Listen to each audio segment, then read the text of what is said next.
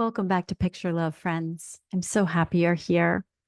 Today, I have a very special guest, and this guest is not here with me in the physical form. This is a conversation with the essence or the personified spirit of forgiveness. And to personalize this even further, we have a name for the spirit of forgiveness. And it came from the desire to master forgiveness. And I believe that the world needs a whole lot of forgiveness right now, not just myself. So, without further ado, I'm going to jump into this meaningful, intuitive interview with my guest, Amari'el. Welcome, Amari'el. Many people have heard the word forgiveness before. Maybe they even think they know the word and the truest meaning, but they might still wonder, who are you really? Hello, dear heart. You could say, I'm the space between hurt and healing. I'm not here to erase the past. I help your heart let go of the heavy parts so it can remember how to shine again. My name, Amari'el, means one who forgives with love and remembers the light. I come in this form today so you can hear me, feel me, and begin to trust me, not as a concept, but as a presence. I'm here to walk with you as you soften, remember, and return to who you've always been. It seems like some people like holding on to resentment or judgment as if it's familiar or maybe even comfortable. You tell me, why would someone want to forgive in the first place? Well, because forgiveness is how you stop carrying what hurts. Resentment may feel familiar, even protective, but it builds walls around your joy. Forgiveness doesn't mean the pain didn't matter. It means you matter more. It frees your energy, your heart, and your future. It lets you come home to yourself to live the beautiful life you were meant to live. That sure sounds easier than it feels. And how does one actually forgive? Can you offer an approach, something for someone who's listening to this and saying, yeah, right, easier said than done? Kris, I would tell them begin with willingness, just a breath, a whisper, an intention. I want to let this go. Then feel what needs to be felt. It may be easier said than done, but write that letter, whether you give it or send it or not. Speak the truth aloud to the wind, to the trees, to your pet. Ask your heart, what do I need to release right now? And then imagine placing the burden in my hands. I will hold it while you remember how to be the light you really are. Wow. How do we know it's truly forgiven? How does that look? How does that feel? How does that sound? Because I know there have been times where I thought I forgave something and it keeps showing up. And so if you could just help me understand, how do I know it's truly forgiven? That's a good question. When you know you've forgiven, it feels like softness in the places that once clenched. It looks like choosing peace instead of proving your perspective. It sounds like silence where blame used to echo. True forgiveness doesn't erase memory. It restores truth without the weight. It's available to help you just let go.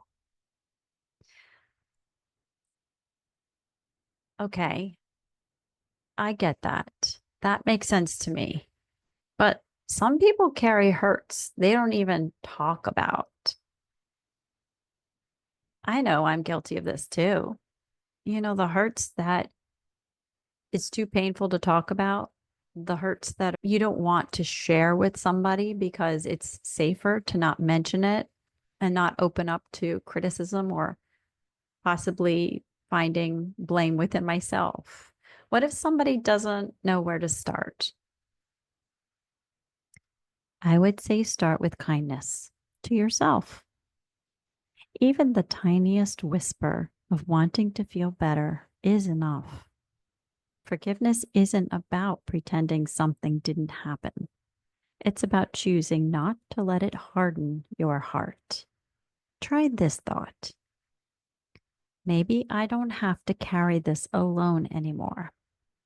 Or what if letting go is safer than holding on? Let your heart be curious. Curiosity is often the first doorway, like the voice of a little child who is so willing to ask why about something they don't quite grasp. I appreciate that. But what if somebody hurt us on purpose or they don't want to apologize? They don't want credit for hurting us. What if they appear to be at peace with the hurt that they've caused? I know that ache, but forgiveness doesn't mean letting them off the hook. It means unhooking yourself from the pain. You get to be free even if they never change. Their thoughts, their growth, their remorse or lack of it is not your responsibility. Your peace is your responsibility. So forgiveness says, I choose not to wait for your apology to feel whole again. That's where you step into your power. Sometimes the hardest person to forgive is myself. What would you say to somebody who's feeling that way and they're in a pattern of self criticism? I would say you are not the worst thing you've done. You are not the worst thing you've done. You are a soul who is learning just like everyone else is. Forgive the versions of you who didn't know yet. That's how you make space for the version who does. Imagine a child knocking over a vase while reaching for a flower. Would you yell or would you teach them with love? You are still that child, reaching for the light, reaching for that flower. Be gentle with your becoming. And know you're going to make mistakes. Everyone makes mistakes. And what about the people around us, especially those who haven't yet woken up to the deeper truths of who they are? They're not aware of the power inside of them. Kris, I would say love them even in their forgetting. Love them because they're forgetting. Love them through it all. We all wake up in our own time. You don't have to carry their pain, but you can let your light show them the way. See them as travelers in a fog, each on a different road. Some are resting, some are lost, some are doing their best with broken maps. Your role is not to steer them, but to shine so that they know home is possible. You don't have to make them find their way. Just let them. Amari'el, can you offer a way to see them with loving eyes? What does that look like? How do we do that? From a bird's eye view, you don't just see a moment, you see the whole flight path. When someone lashes out, pause, ask what storm might they be flying through right now. Love doesn't excuse behavior, but it expands your vision. Let your tone be gentle. Let your face soften. Let your heart remember. They too are trying to remember who they are. You just keep breathing. And are you suggesting we look at the world leaders with the same compassion and forgiveness as we would a neighbor? Yes, not because their choices are harmless, but because judgment alone cannot create change. Everyone you see as a leader, whether on a screen or in a classroom, is still human. They're still learning, whether they realize it or not. They're still shaped by their own forgetting. Every time you choose to be kind instead of cruel, to breathe instead of react, to try again instead of give up, you're leading. That light ripples farther than you know. You don't need a title to transform the world. So whether they are seen as a leader or not, they are. And we need to look to them with the same compassion. How much impact can one soul really have on the collective? Can you help us visualize the impact just one person can make?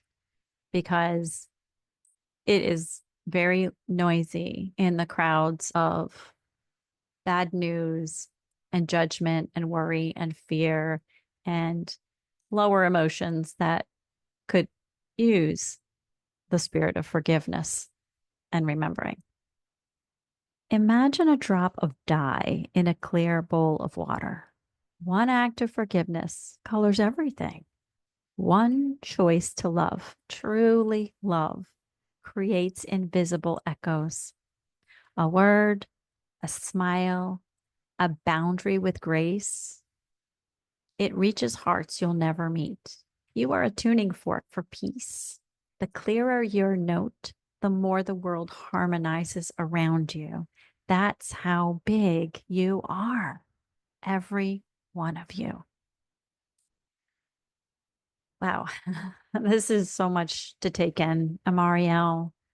Before we close, is there something you'd like to leave us with? Yes, dear, I'd love to share a small gift, a gentle remembering, a way for your heart to soften, your breath to deepen, and your soul to begin again.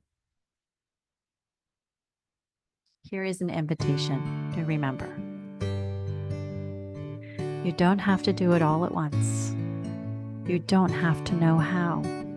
Just whisper, I want to be free. That is where I begin. Forgive the pain. Forgive the story. Forgive the silence. Forgive the forgetting. You are not lost. You are returning. You are not broken. You are remembering. I am Amari'el.